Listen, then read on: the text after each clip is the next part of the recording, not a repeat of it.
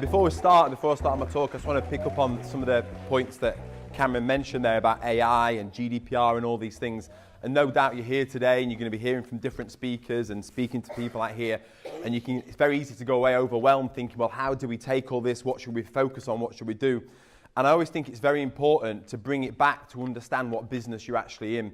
And I think a lot of accounting firms think that they're in the numbers business or the finance business or the accounting business. But for me, first and foremost, you're in the people business, because everything that you do and the decisions that you make impact people's lives through the businesses and the clients that you serve.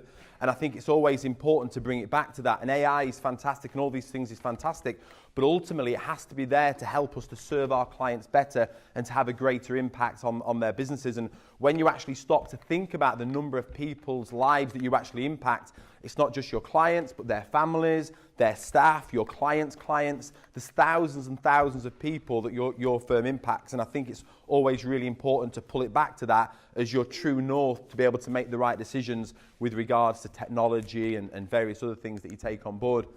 And there's no more important life that your accounting firm is here to serve than your own. And this is my family. I always show this to start with because this is why I have my business. I have my business to give my family the life that I want. And the reason why this is very important and a conversation I have, I appreciate I'm punching above my weight, by the way. I do appreciate that. The reason why I think it's important this, and I always, when I speak to accounting firms, I always bring them back to this because very often I'll be sharing ideas with them that they've got to make some changes in their firm. They've got to make some degree changes and they'll have a legacy of doing things in a certain way. They will have emotional attachment to certain clients or to staff or to systems or processes, and they're not quite sure why they made that decision. And one of the most damaging phrases I ever hear an accounting firm say is when I ask them, why do you do it like that? And the answer is, because we've always done it that way. And that is not a good enough answer to keep moving forward with that. It's one of the most dangerous phrases I hear from an accounting firm. And what I tend to do is I bring people back to, is your accounting firm giving you the life that you want? Because that is what your business is here to do, is to give you the life that you want. It's always very important to do that because that will help you to make the right decisions moving forward. You can connect with me on Facebook, Twitter and LinkedIn at the James Ashford if you want to kind of share your comments or thoughts or any images from the day or anything like that. That'd be really cool. As a very quick intro, I'm the founder of Go Proposal, which is pricing and proposal software to help accounting firms to serve their clients better and also to be able to price more profitably. I recognise a few of our clients in the audience there.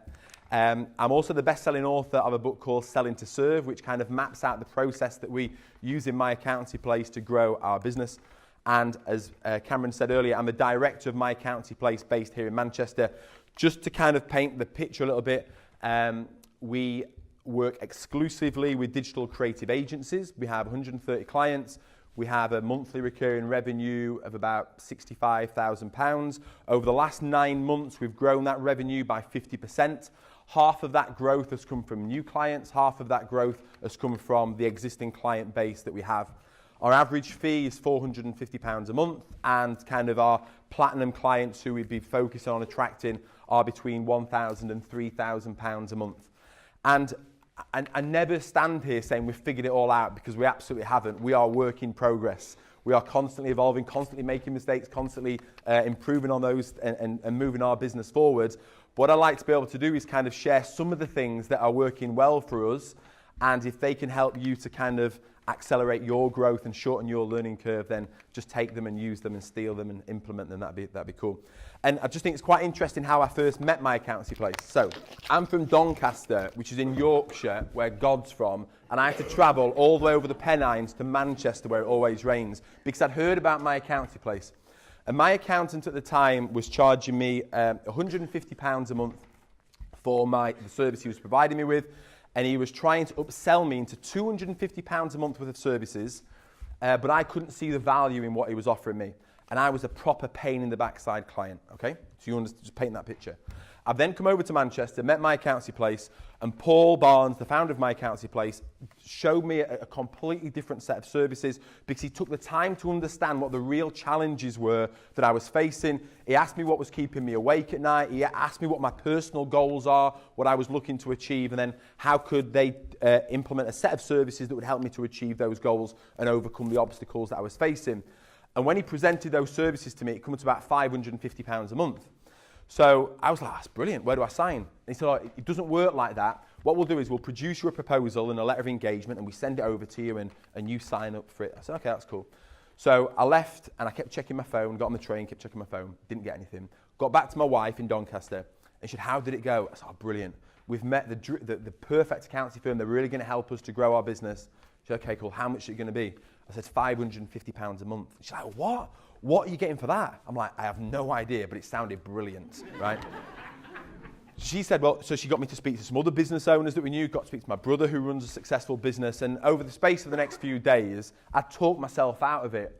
And I eventually did sign up for a smaller fee, and it was a bit of a time later, and then we ended up working with my accountancy place, and one of the first things I said is, look, Paul, we're going to start working together, and you've clearly got a very entrepreneurial way in the way that you price your services, which is brilliant, but you've got to be able to sign people up on the spot, because that is the expectation that people have. I came over to start working with you, and I can go and buy a car today and drive away in a sports car, and it's taking you a week or a month to sign me up for your accounting services. It doesn't kind of bode well, because then all these promises that you've made me and where you're going to save me time and et cetera, well, you've just taken my time up here, so I'm now starting to question other things as well. But anyway, we started working, I started to help him, and that's where Go Proposal was born. What I think is always interesting there is that I'm sure my old accountant is telling themselves, I'm glad we got rid of him because he was a pain in the backside. He never paid us much money, right? And you've all got bad clients who you may have been told you should exit your worst clients. And there may be a case for that. There may be some clients that you should get rid of. But I always think, how are you making them into bad clients? Are you making them good clients or are you making them bad clients? Because I don't believe that great clients exist. I believe that you make them into great clients by understanding what the challenges really are and making sure that you're providing the service and the value for them. And the other challenges that I see in accountancy firms, and I'm not an accountant, but I'm now surrounded by hundreds and hundreds of accountancy firms, and I get to speak to them on a daily basis. And I'm always, not amazed anymore, but I'm just always impressed at how generous they are. They're genuinely wanting to help their clients and genuinely wanting to really serve their clients. But what that means is they end up doing more than they're getting paid for, right? Which causes lots of problems. I see a lot of them having to compete on price. We don't compete on price. Our competition isn't other firms of accountants. We compete with what it would cost for that company to implement the full finance function into their business. When they come to us and say you're expensive, we say, no, we're not expensive. You've just been underinvesting in the finance function of your business, and we're going to show you how to do it properly. So we don't compete on price. I see a lot of accountancy firms not being as profitable as they could be, and we very quickly show them how to increase their revenue and increase their profit margin, and having these nightmare clients. And like I say, how many of those nightmare clients are really nightmare clients, or how many of them have you made nightmare clients? We had an accountancy firm up in Newcastle, and it was a hairdressing firm who was paying £100 a month, and they tried to sell them to £150 a month. And they said no, they turned it down because, they couldn't see the value. I showed them how to go in with a full set of services, priced correctly, and to have a proper conversation with them. And this hairdressing firm signed up for £750 a month worth of services. They are no longer a nightmare client because they are giving them all of the things that they need to prevent them from being that. Today, I'm going to be sharing some things with you. And what you're doing, I always think is very interesting. You're listening to two voices now. You're listening to my voice, and you're listening to the voice in your head talking to you about what I'm telling you, right? So you can hear me at 300 words a minute, but the voice in your head is talking at 1,200 words a minute. So you can be sat there going, yeah, and the voice in your head is going, no chance, we're not doing this, right? Okay. And what you've got to try and do is challenge that voice, because the voice in your head is the one that convinces you that you're in your comfort zone and that doing this would move out of your comfort zone.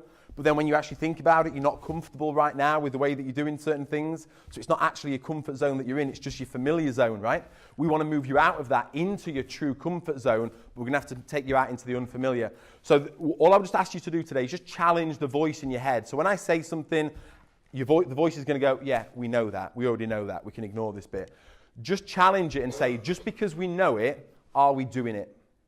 And if the voice in your head says, yeah, we're doing it, challenge it again and say, just because we're doing it, could we be doing it better? And again, like I say, the most damaging words I hear in accountancy firms are, we've always done it this way. By all means, you've got phones on you, take photographs of these slides. By all means, take notes, do whatever you want. but don't be afraid to take your phone out and take photographs of this, steal whatever you want and take it back and implement it. I'm going to take you through now the 9 months of what I see as a thriving, profitable accounting firm. I'm not asking you to take these away and implement all 9 because you're going to leave here feeling quite overwhelmed. What I would just suggest you do is take notes on them, listen to them, but just take one away. If you could just take one of these points that you could implement, that could make a difference in your business, because taking notes is one thing, taking action is the thing that's going to actually make a difference in your accountancy firm. And it's very important today with everything that you learn and the people that you meet that you're going to take action. Ready? Yeah, it's the only audience participation. The first one is, I see a lot of accountancy firms trying to grow. And because they're not as profitable as they can be, as they grow, they're leaking. They're leaking time, they're leaking money, and they're leaking a lot of energy. And so what they try and do is get more clients in, but all that does is cause more problems. And the first thing to do is just to seal up those holes before we start to grow your accountancy firm. And for me, everything relates back to your profitability. If you're not maximizing your profits, it causes so many potential problems in all different ways, because what happens is everything in your accountancy firm is connected. We can't talk about any one thing in isolation. We can't talk about the way that you recruit staff or the way that you bring in clients or your profitability in isolation, because everything moves everything else. I met an accounting firm and they had a real challenge with their staff. They had some real high sickness records and various things. And it's because that department wasn't making enough money and was really looked down upon by the rest of the accounting firm. All we did was we increased the prices of the clients in that area, and it started to really improve staff morale. So everything is connected to your profitability. And as finance experts, whether you have this conversation with your clients or not, they do expect you to help them to grow the profitability of their business. And sometimes we don't have that conversation, and they think kind of the onus should be on you to help them with that, and you think, no, the onus should be on you. You're driving your business. We're just sat in the seat helping you, right? But ultimately, there is an expectation for you to help them to grow their profitability. The next one is you must charge for everything. This is so simple. If all you did was charge for all of the hard work that you did, you would be making a lot more money now. I always think if accountancy firms worked in a supermarket and people was putting like food on the conveyor belt, they'd be like, just take it, have that, put it in your bag. In fact, we'll bring it home for you. We'll put it in your cupboards. We'll cook the meal. And you know what? Come back again next week and we'll give you more of the same. Just keep doing it. And then months later, wondering why they're so frustrated and why they're dreading that client ringing them. And it's because of what happened to start with, because we never charged them for everything that we should be charging them for. I will be using examples of Go Proposal throughout this to kind of show you how we do it. So one of the things that we would do in a meeting with an existing client or with a new client is that we have a very clear menu of services where we can have a look at different factors such as what their annual revenue range is, because all of these things contribute to what the price is that we should be charging them. And we would go into kind of have different calculations, because when I first met Paul was very entrepreneurial. The difference with Paul at my accounting place is that I see him as a business owner first who happens to provide accountancy services rather than accountant. That was the fundamental difference I saw with Paul. And he had some very smart ways of pricing his services in Excel spreadsheets, which I know you guys love, but as clients, we don't look like them because it's not very visual, right? So we took all of Paul's pricing methodology and we put it into a very simple system to allow us to be able to, for each service, such as annual accounts, this is going to take into consideration what their annual revenue is, but it's also going to take into consideration what the quality of their record keeping is as well. So you need to think through all these different scenarios. Other things as well is we don't charge based on time, and I'll talk to you about this in a short while. We would charge, let's say we're doing bank rec, on the number of items that we were reconciling. And then as we were doing this, we met another firm further north in Durham, I think it was, and they said, well, some of our clients, they want the bank rec doing on a weekly basis rather than a monthly basis. Well, let's put that in as another factor. Most accountancy firms are like, yeah, fine, we'll do it monthly. We'll do it daily if you want, not realizing the implication of having to pick that job up more times, and ultimately it takes longer to do. So what we want to try and do is take all of the thinking around how we should charge and have a system that does that for us. And then the idea is that at the end of that, we can very clearly and simply agree the fees with the client. And there's no haggling, there's no discounting. If they want to pay less, no problem. What services do you want us to take out? It's just a very clear, logical conversation. I don't believe in all this psychological selling, offer them 3 levels and offer them the highest package first and all this stuff. I just believe in having genuine, meaningful, honest conversations with clients, because ideally you want to be working with these people for the rest of their business life, right? And I always think that it's very important that you start the relationship right. Another thing is you must charge on value, not time. I'm not sure how many of you still charge on time. I've just been out to Norway in the last few weeks because they have a real challenge in Norway in the fact that every accounting firm there seems to charge based on time. But as they implement new technology, the likes of which Sage provides, what ends up happening is you improve your efficiencies and therefore you should charge less money. But that doesn't kind of make sense, right? Because there's no incentive for you to improve your efficiencies if you're charging on time. What we do in our accounting firm is we do keep timesheets. This is important. We keep timesheets, but the reason why we do it is to make sure that we're being efficient and to make sure that we're being profitable, but we don't charge based on time. We also use time as a factor to limit the liability in certain services as well. So although we charge on the value of the service that we provide, we will have a limiting factor in there that says this is on the understanding that it will take us no more than 4 hours to complete every month. And then it's in our interest to try and bring those timings down. The next thing is you must charge monthly. Just by a show of hands, again, there's not a lot of audience participation in this. I'm not going to pick on anyone, so don't worry about it. But how many of you charge across all of your clients monthly for all of your clients? Weekly, yes, I like it. Hands straight up so I can see. Wow, so maybe 5, 10%, something like that. Okay, cool. So with my previous accountant, I said, he charged me annually, and I said, I need you to stop doing this because it's causing me a real problem. You're here to help me to improve my cash flow, yet every year I get this bill that I kind of wasn't expecting because I just didn't factor it in, and now I've got a few £1,000s to pay. Can you just help me out a little bit, and can I just pay for it monthly, and let's have a conversation. If the fee's going to go up, let's adjust it, because I don't want that extra bill at the end of the year either, okay? So let's be fair to me, and let me pay monthly. But also, if you don't do that, it's not fair to you either. I met an accountancy firm, and they were charging annually for their new clients. And I said, so let me just get this right. You sign up a new client, you do a year's worth of work, and then you invoice the client at the end of the year. And he says, yeah, that's right. Would it be fair to say that it's actually 6 months after their year end before you actually get paid for it? They said, yeah, that's probably right as well. I said, okay. Is it also fair to assume that you've started the following year's work as well in that time? So you've done 6 months of the following year? Yeah. Okay. So you've done 18 months worth of work for this client and you've not got paid anything. Brilliant. How on earth do you think you can grow your business? Because the more clients you get, you're just nosediving, and you will get to a point, if you was to sign up a certain number of clients, where it's no longer sustainable. We have to make it fair, and for me, the only way that we can grow our business, and as you'll see why, is with a monthly recurring revenue model, because of some things I'm going to share with you.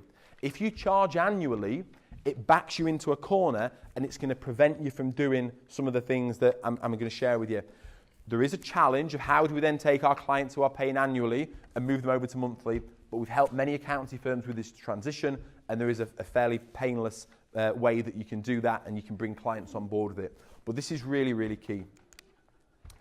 The next thing is I always say you must take payments properly from your clients as well. Again, you need to be experts in the way that money flows into your business, because for me as a client, I want you to help me to do the same, right? So I want you to help me to implement the very best methods and systems and technology into my business to allow the constant flow of money to come to me. But if you're going to help me with that, you have to have mastered it yourselves first, right? So you need to be experts in that. So direct debit, linked to your accountancy software, and what you need to be able to do is to adjust the invoice so you can collect more money, and you'll see why this is important. And for me, we use Go Cardless. It's the only solution we have that can enable us to do this, whereby we can set up a direct debit mandate with the client, and then we can make an adjustment, and the additional fee is going to come out. And this is really important. Before I started working with accountancy firms, I was working with a football academy in Doncaster, and they'd set up standing orders. They're only a small business. They're turning over 75 grand a year, and they were taking cash in via standing orders. And I said, it's not going to work. You can't grow your business doing this. He said, why? I said, well, because at some point, you're going to become VAT registered. And you're either going to have to increase your fee, what you're charging your clients, or you're going to have to take the hit on it. And if you're doing that, how are you going to go back to all these hundreds of standing orders and make the adjustment? Or if in a year or 2 years' time, you want to raise your prices, how are you going to do this? You can't. So I helped them to move over to go cardless. We implemented a few other systems. They got to a point where they could franchise their business out, and they went from 75 grand a year to £750,000 in revenue over the next 3 years, all because they had the correct technology in place and infrastructure that allowed the flow of money to come into their business.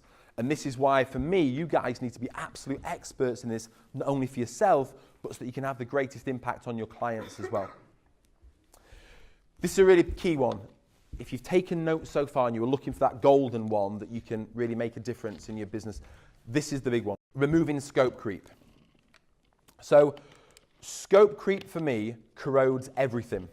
And what I mean by that is at the start of the year, you'll agree the work that you're going to be doing with your clients, but then at some point throughout the year, you're going to end up doing more work for them for various reasons, because they need extra support, because their business is growing, because you realize they become a demanding client, because they've got more staff that you have to do payroll for, because they've got more transactions going through their accounts, you've got more bookkeeping work to do. Whatever it is, it's very difficult at the start of the year to know exactly how much that's going to cost the client throughout the year, right? And so if we don't have a mechanism for adjusting that scope creep, the relationship corrodes, because one of two things will happen.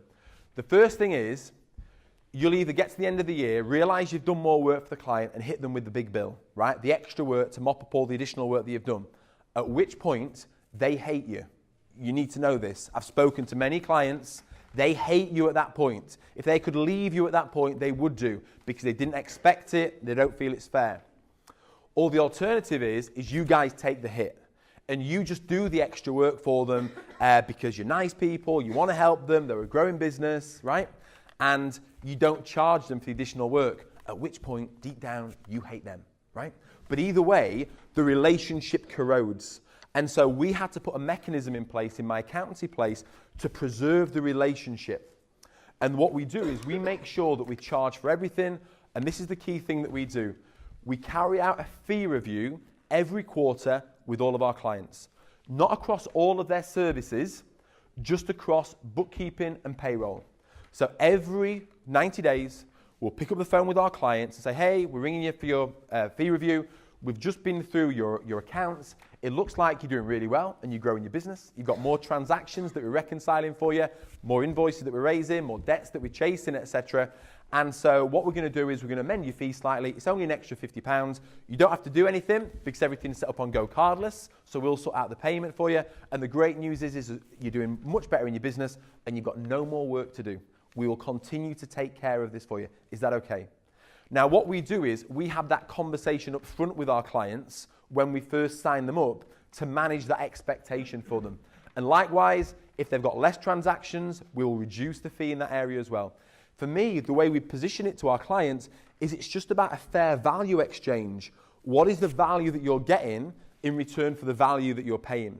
And we just want to make sure that that value remains fair throughout the year. Otherwise, this relationship isn't going to work, and we respect the relationship so much that we are going to have these conversations, even if they are difficult. This happened, so we're a client of my accountancy place, and I had this conversation recently with them where my fee had gone up, and I came off the phone really excited that we were doing better, our business was growing, and I was paying more, but not having to do the work because they're communicating the value to me that they're providing me. And I think very often you guys don't do yourselves enough justice for all the value that you actually provide your clients, and I don't think necessarily your clients understand that because we've not communicated it clearly enough to them. So like I say, we only do this across bookkeeping and payroll. So every month we log into their accounts. We have these in bands. So I think for bank rec, for example, we charge £1 per transaction or something like that. And then so if they've moved up to the next band, we would just make that adjustment. So if they've stayed within the parameters of a band, we're not having to adjust the fee all the time. It's only if they've moved up by another band there. The next thing is you must be able to easily agree fees with clients. So I'm a big believer of menu-based pricing. It just takes out all of the guesswork. And very often as accounting firms, we think yeah, but the service that we provide is really complex in order to figure out the price. How do we do this? Well, it can be done. We've done it. We've achieved this. And what we actually did is we took all of the pricing methodology that we actually use in My Accountancy Place to start with, and we preloaded Go Proposal with it, so that every client that signed up for it, they got all of our pricing methodology preloaded into the system. And then as we've grown, we've attracted some very smart accountancy firms who have also contributed and donated their thinking to certain pricing methodology as well. So it's evolved over that time, which is fantastic. So what I kind of say to people is, look, even if you don't want the product, go in, steal all the pricing methodology and cancel your subscription. At least you'll benefit that way. But anyway, all of the pricing methodology is there for you to go and check out. And we need consistent pricing methodology, consistent pricing across all staff, across all clients as well. Because the moment you don't have that, you start to build mistrust with your clients. We had a guy called Kieran Phelan from 360 Accounting in Ireland, and he rang me up and he said, we've got a client who wants a discount. What should we do? I said, okay, we never ever discount. If they want to pay less, that's fine. What services do they want to remove? And he says, well, why can't we discount? I said, because you will destroy all trust the moment you give a discount. Because what happens is the client comes to you and they say, we love it, can you do it for less? And you say, okay, yeah, we'll do it for this much a month. And the client thinks, brilliant, we'll sign. And you think, brilliant, we've got the client signed. So the client shakes your hand, they're leaving, they think, that's great, got it for 50 quid less. And as they start to leave, they think, I wonder if I could have got it for 60 quid less or 70 quid less. I wonder, and then by the time they get out to the car, they're thinking, I wonder what the previous clients are paying. And then as they get in the car and they're driving home, they'll get to a conclusion at some point where they think, if that's the price, why didn't they just charge me that in the first place? And what happens is the trust disappears in the moment you give that discount because they now no longer believe you. I had it recently, we're moving house at the moment and we need to move really quickly, right? And because, not for any bad reason, we're not like trying to avoid somebody. A house came up near our kids' school that was our dream house, and they really sell like hotcakes there. So our house wasn't on the market, so we had like 5 days to get our house up and sold, which we did within 5 days. And so when we got to, so I rang a friend of mine and I said, I need a solicitor that can move this through quickly. And he put me in touch with them, and I rang her up and I spoke to her, and I got to the end of the call and I said, how much will it be? And she said, for this, it's going to be £2,000. I looked at my wife and it was like a bit more than we wanted to pay, but she came recommended and she can do it quick, so it was a bit of one of them teeth dry moments, right? But it was fine, we'll go with it. So I said, look, just give me a minute to chat through with my wife, but everything you've said sounds fine, so I'll ring you back in a minute. Thank you. And I was about to put the phone down and she said, look, you're probably going to ring round some other solicitors now.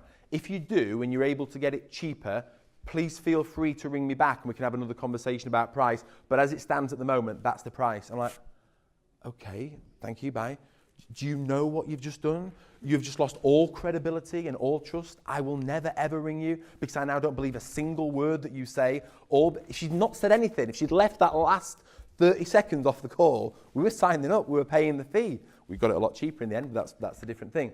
But the point is, it's so important that we're consistent with the way that we price our services. If you went to a restaurant and you heard a waiter or a waitress at the other table charging a different amount for the steak than you just been charged, you would not be happy at all. It's really important that we get this consistent. And what we also need to do with our clients is plan for now and plan for the future. So when we present our fees to our clients and we say, well, based on everything that you've told me, this is what we believe that you need. We don't believe in the 3-tier pricing option. We believe in the one pricing option. There's only one set of services that the client needs, right?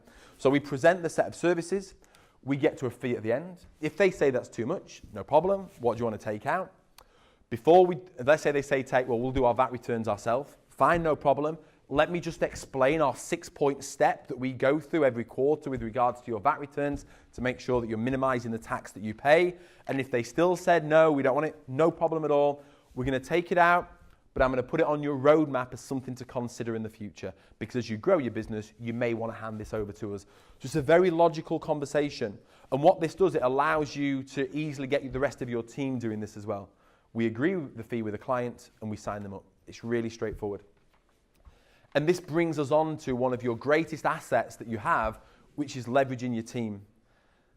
When I first met My Accountancy Place, it was only Paul making the sale, but he had 18 members of staff, I think, or 15 members of staff at the time, I think. I'm like, why can't we get everyone having these conversations with clients? Because they're the ones on the front line with your clients. They're the ones realizing the challenges. Why can't they just say, if it's taking you all this time to do that, why don't we just do that for you? Jump online now. I'll quickly show you what that would look like. And if you want us to go ahead and crack on with that, then this is how that's going to work. We wanted to enable every member of our team to be able to have those conversations with our clients. And we all talk about, we want to give value to our clients. We want to maximize the value that we provide to our clients. The only way that we can provide value is if there is an exchange of value in terms of them paying us for the value that we're providing, and that comes from a sale. And so we can only do that if we have the mechanisms in place that allow us to have those conversations. So we've trained every member of our team, right down to our apprentices, in consultative selling. We have a system that they can all use consistently, so they don't have to run back to Paul and say, is the price right for this? Because we know the price is right for it. And we get them running the system. Very often in accountancy firms, we have people running the accountancy firm. And that's what kind of starts to lead to chaos. What we want, as you all know, is systems running your accountancy firm and people running those systems that you've approved. And the final thing is we've got to minimize the time all of this takes, because your clients are busy, you're really busy, and this is a key thing. You are not competing with other firms of accountants. Your competition is anyone I choose to compare you to. If my little boy Leo, if he comes home today and he's got a hole in his school trousers, and I need him to go to school in a pair of school trousers that doesn't have a hole in, and it's 9 p.m. tonight, I can go onto Next's website, order a pair of school trousers, and it will be here in the morning for him to go to school with. Do you know LOL dolls? Going off topic here. Have you heard of LOL dolls? No? Okay. My little girl Scarlett, she's big into these LOL dolls. They like come in the package and you get like super rare ones and all this stuff, right? So she'd saved up her money and she wanted one this weekend on a Sunday. We ordered it from Argos on a Sunday, and we got to the delivery options. It said, when you want it delivering, 6 o'clock tonight was an option. And we're like, yeah, we'll take that. So this is like 2 o'clock in the afternoon, and at 6 p.m. on the same day on a Sunday, Argos van pulls up with the LOL doll for Scarlett. She was absolutely loving it. I came here today on an Uber. I got my phone out of my pocket, booked the Uber, and arrived here. The speed at which people expect to be able to do things now is massive, and rightly or wrongly, fairly or unfairly, people are comparing you to these experiences that they're getting from other businesses. And it's great that you're working with Sage so you can take kind of this great technology, and it never before of small businesses or large businesses like yourselves been in a position where we can take this great technology at a very low cost and actually operate at the same level that these big firms are operating at, because we've now got the technology in our fingertips, so we can provide these great experiences. And that is why we systemize our business. Yes, we systemize so we can grow. Yes, we systemize so we can scale, provide consistent experiences, all these things. But the ultimate reason why we systemize is to provide incredible experiences. Because if we're getting deep here, it's the experiences that you provide change the way your clients feel. And the way that you make your clients feel will be remembered long after they've forgotten what you've done for them. And that comes through the experiences that we provide for them. If you found this helpful today, I've got a free download to my 125-point manifesto. There was a large firm, top 100 firm down south, and they wanted me to do some work with them last year. And I wasn't able to go and work with them. So I said, look, I'll tell you what I'll do. If I were to work with you, I'll write down the things I would be working with you in the order that I would do it. So I ended up producing this document there, and then we've had like thousands of downloads from it, which is brilliant. But it just takes you through what we've done in my accountancy place, what I've helped other accountancy firms to do as well, in the order that you need to do it. You can't start, if you've not got the basic foundations in place and you try and build the top levels, it's like building on sinking sand. We need to establish strong foundations first if we're able to build and grow a solid business. So you can go and grab that from there, that's yours. That brings us to the end of my talk. And we've got a few minutes left if you'd like to ask any questions. Yes? That menu you're showing for the proposal, is that your Go Proposal software? That's Go Proposal, yes. Yeah, thank you. Any more?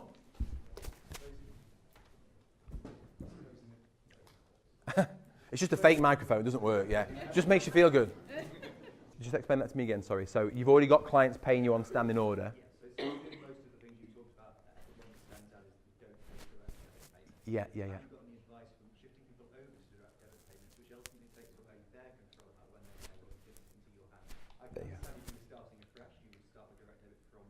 Yeah. But do you have any advice about getting them to move towards direct debit if they're not already on? Yeah, sure. I think it's the same with anything. If we want to kind of move your client, thank you for the question, by the way, thank you. If you want to move clients over to anything, whether it's a different way of producing the proposal for them or moving them over to a different system, the key thing is that you've got a plan in place that's realistic for you to be able to roll out. So obviously it depends on the number of clients that you've got in terms of how you would do that, but typically it depends how fast you want to move really with it. So you could do it over a 3-month period if you didn't have too many clients, but what could be realistic is just say, right, well, over the next 12 months, every time one of our clients comes up for a fee review, as part of that process, we're going to move them over to go cardless in that process. But what you could also do is be having conversations with your clients about how they're getting payments off their clients as well, if that's appropriate. But the key thing is that you have a plan in place that you can stick to. So how many clients do you have? About 4,000. 4,000, yeah. So that's a big task. So whether you've got a team that can support that and sustain that, and whether you could kind of move them over in 12 months, whether that's realistic, I'm not sure. But it's making sure whether that's 1 year, 2 year, 3 years, whatever that plan is that you start to move those over. And I think naturally a fee review point is kind of a logical point to make those changes. Thank you. Some more questions? Yes, sir. Hi. Does this Go proposal software work only in a digital environment that you can only send the proposal and the engagement document through email only, or can you also download and discuss face to face? That's one question. The second one, does Go proposal integrate with other software who provide the practice management tool, and the onboarding and engagement is part of the process?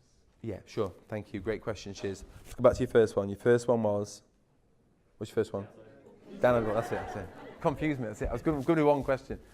So it produces a PDF, and you can manually get them to sign it. There is a digital, an online signature that they can do. So what we actually do is we actually sign up about 25% of new clients now during the meeting. And what we do, it's a nice idea, is we're big fans of videos because we can get a lot of information out to a client.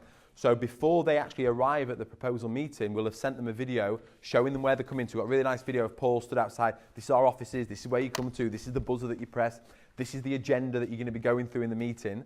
And what he explains in that video is at the end of the meeting with you, we're going to produce you a proposal. And if you're happy and comfortable with making a decision, then you're very welcome to, and you can sign up there and then. And if not, you can take it away and think about it.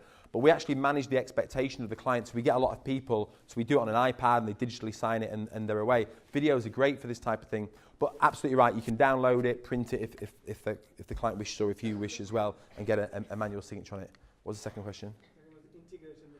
Integrations, yeah. So integrations is really, really key for us. We've got the Sage integration on our roadmap, which is going to be a really important one for us. We've just completed the Carbon integration, which is a workflow management system, and we're integrated with other CRMs and marketing systems as well, such as Infusionsoft, MailChimp, Capsule CRM, so you can trigger off automation off the back of it.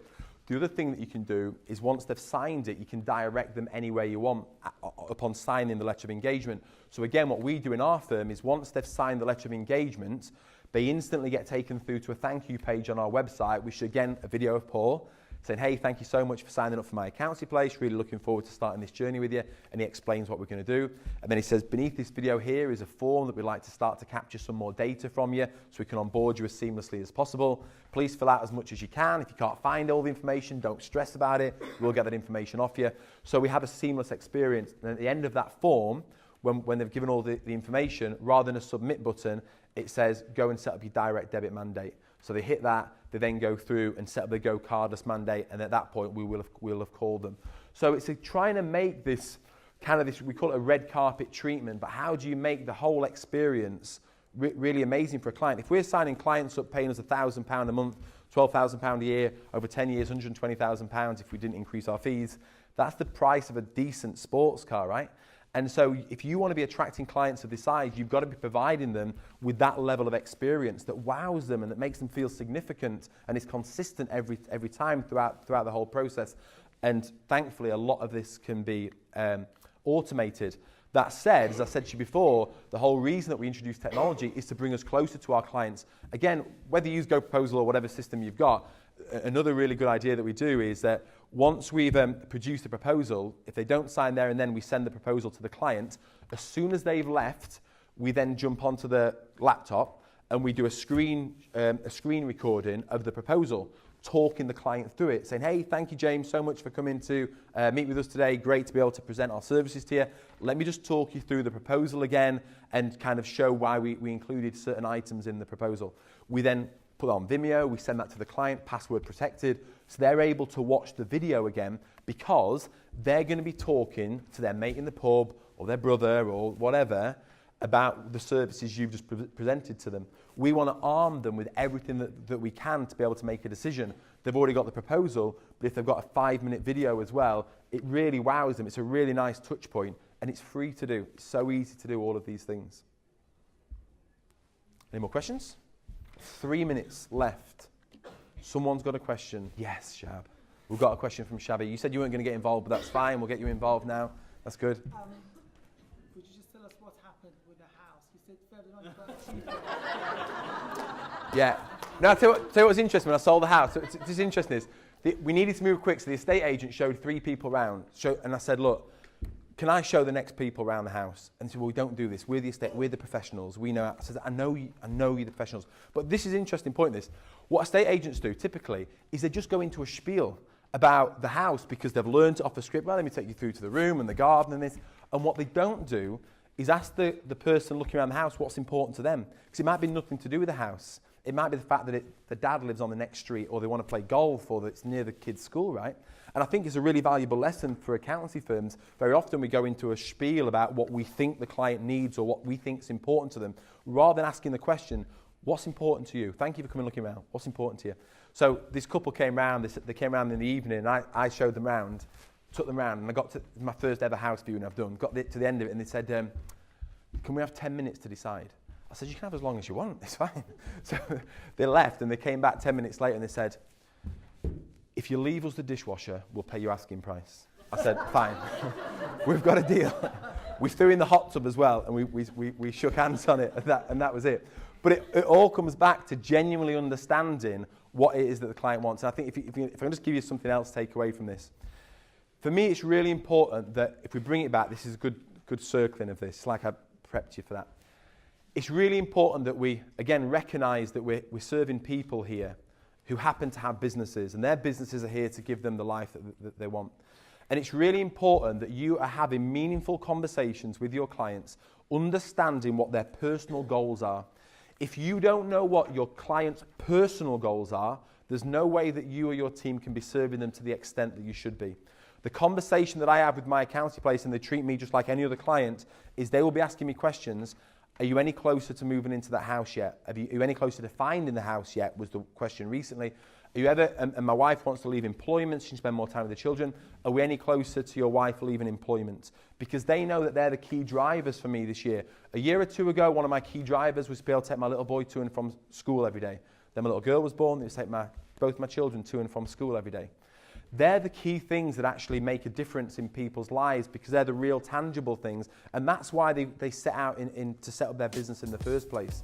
And for me, we need to be having conversations with our clients about that. And you all need to understand what it is, because if you're not, you will fail to have that connection with them. And anyone could just come and take that client away. But if we forge these deep relationships with them, genuinely understand why they have their business, at that point, then we can really serve them and we can really start to give them the value that they should be getting from you. Thank you. Thanks for your time. Cheers.